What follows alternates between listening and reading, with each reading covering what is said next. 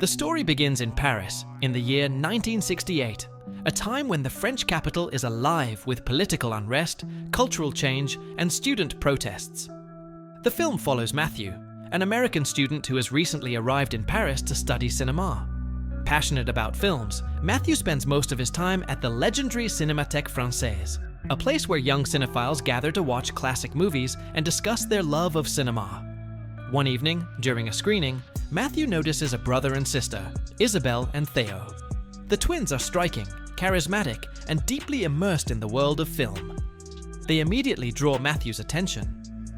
When the Cinémathèque is closed down, due to the firing of its director, Henri Langlois, student riots begin outside.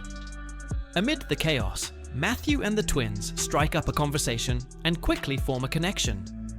Isabelle and Theo invite Matthew to their apartment, which is not far from the cinema. When Matthew visits their home, he discovers that their parents, wealthy and intellectual, are leaving for a vacation. The twins are left alone in the large Parisian apartment, filled with books, records, and posters of films. It becomes clear that Isabelle and Theo share an unusually close bond, intense, mysterious, and almost inseparable. Intrigued, Matthew begins to spend more and more time with them. The three of them develop their own secluded world inside the apartment, shutting themselves away from the outside events in Paris. They play games inspired by their love of cinema. The twins often reenact scenes from classic movies and challenge Matthew to guess the titles. If he fails, there are consequences, sometimes embarrassing, sometimes provocative.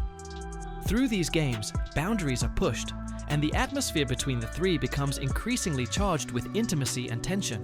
As days turn into nights, Matthew realizes that Isabelle and Theo's relationship goes beyond what he first imagined. Their closeness carries a sexual undertone, blurring the line between siblings and lovers. Matthew is both fascinated and disturbed, but he is also drawn deeper into their world. Slowly, he becomes part of their games, their rituals, and their private universe. The apartment becomes a cocoon where time seems to stop.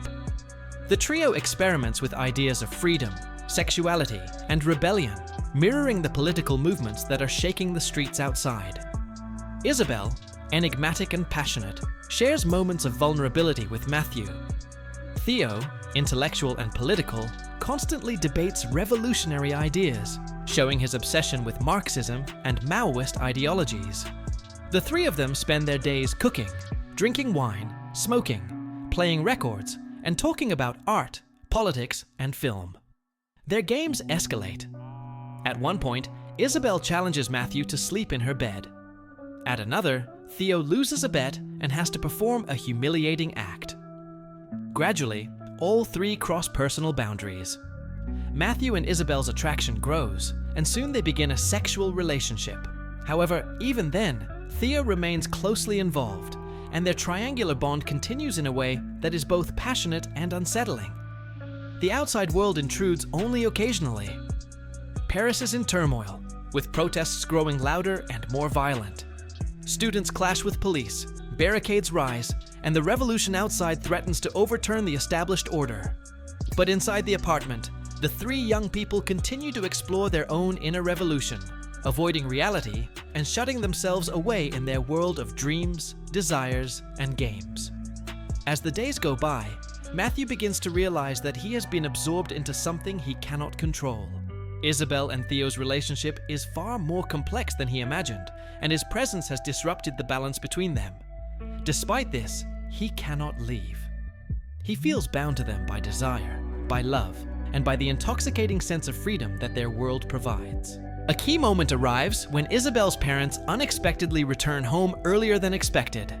When they discover the disarray of the apartment and the unconventional lifestyle of the three, they are shocked. But before any confrontation can fully unfold, the parents decide to leave again, abandoning the situation rather than confronting it directly.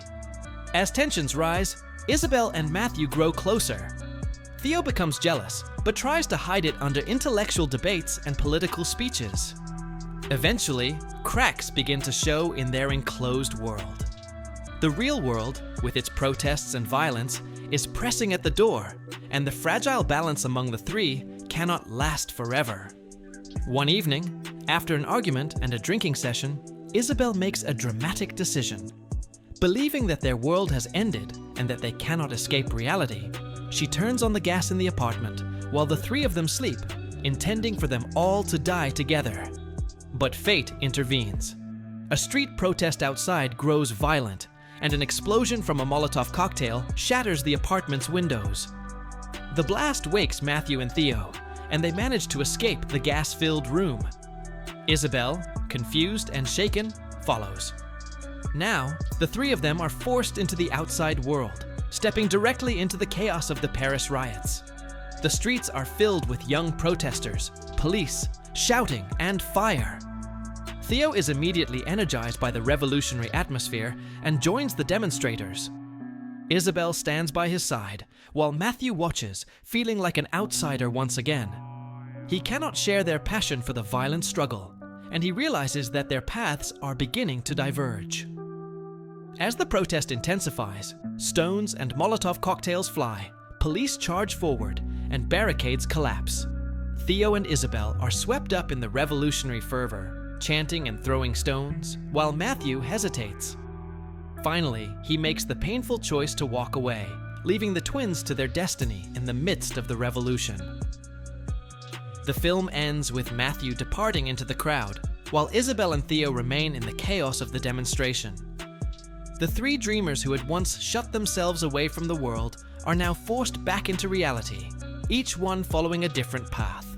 If you liked the video, don't forget to subscribe to our channel and like the video. See you in the next video.